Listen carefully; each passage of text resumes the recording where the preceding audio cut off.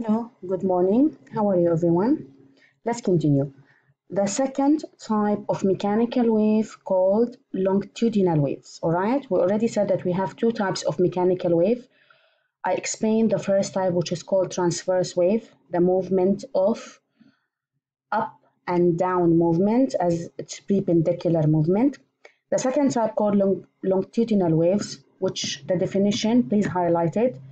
A longitudinal wave causes the particles in a medium to move parallel to the direction that the wave travels, meaning it does not move up and down like transverse. It's moved parallel. Parallel meaning next to it. All right? Class, this is on page 14 in your textbook. Let's go down to the diagram on page 14. All right? We have an object, all right, that you can compress it. Okay? So this is one example of this type of wave. A back and forth movement of the hand on the left produce a longitudinal wave that travels to the right, all right? So the source of energy again is your hand. If your hand is not pressing it, there will be no energy. There will be no wave.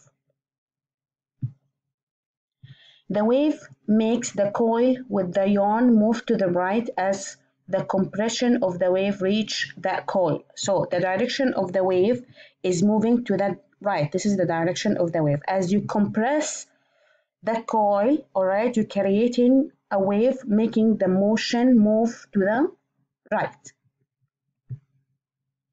The wave makes the coil with the yarn move to the left as the refraction of the wave reach that coil.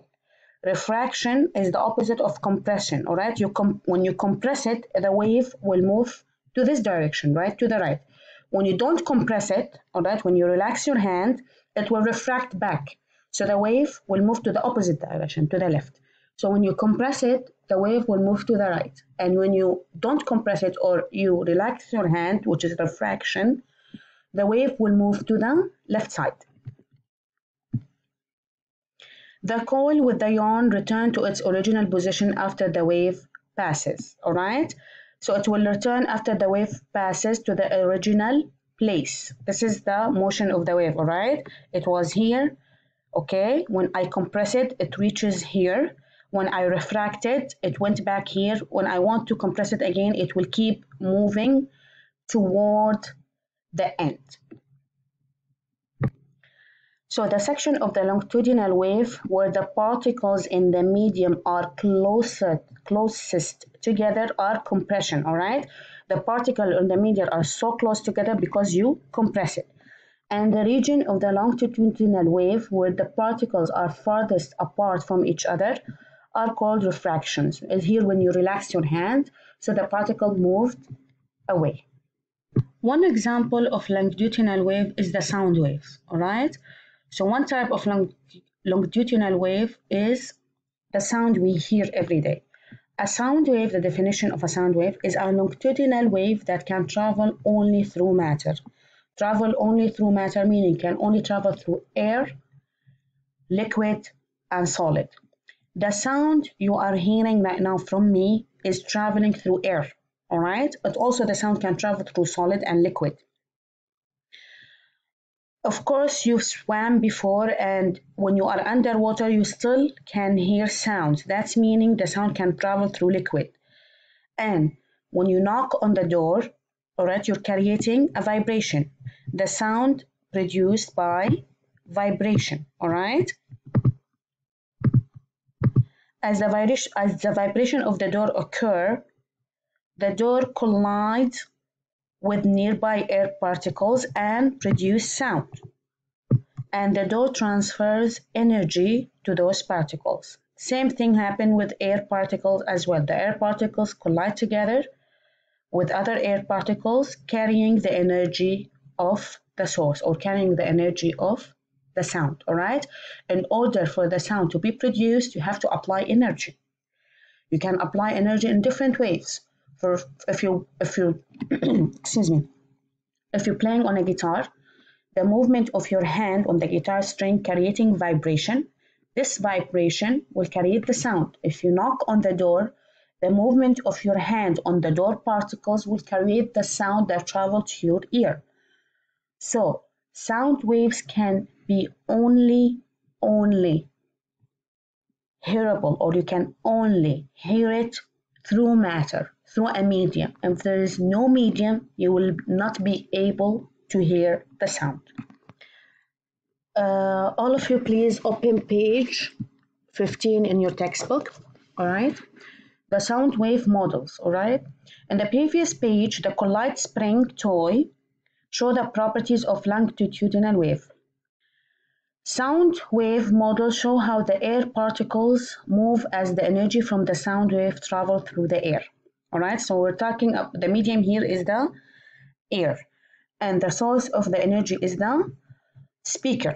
All right, is the speaker. So this is the model, all right, of sound energy. So this is the speaker. So when the speaker cone moves out, meaning when you talk or a sound is coming out, here do you see a sound will be coming out, the force, okay, will cause the air particles in the air to be closer together. This will produce a high pressure area or compression, because the energy that's coming from the speaker is my sound. For example, if I'm talking through a speaker or a microphone, the energy is coming from me. All right, I'm talking, so this is the energy. In order to reach your ear, the energy will cause the air particles in the air here, this is our air particles, to collide and be closer together. This will produce a high pressure area because the particles are so close, so it's a high pressure area. So this will be called compression. All right, this will be called compression according to this model. This model is different than the spring coil model. It's not the same. Here, when a speaker cone moves back, what does it mean when a speaker cone moves back? Meaning when I stop talking for a minute or for a second, it leaves behind an area with fewer particles. You see, when the sound comes out, this area is the same as this area, okay? This area here, similar as this area. When I stop talking, here the pressure or the air particles move away from each other. So the pressure went down, all right? So this called refraction. So the sound will continue to move to the next compression next to it as it reaches your ear. Imagine this here, there will be your ear here, all right? I talked, high pressure area here because the air particles are so close together. Because I took a breath right now, okay, the sound stopped for a second. So this area here, let's say relaxed, or the air particles moved away in order to be pressurized again next. Then it will relax for a minute, for a couple of seconds, then next until it reaches your ear and you can hear my voice.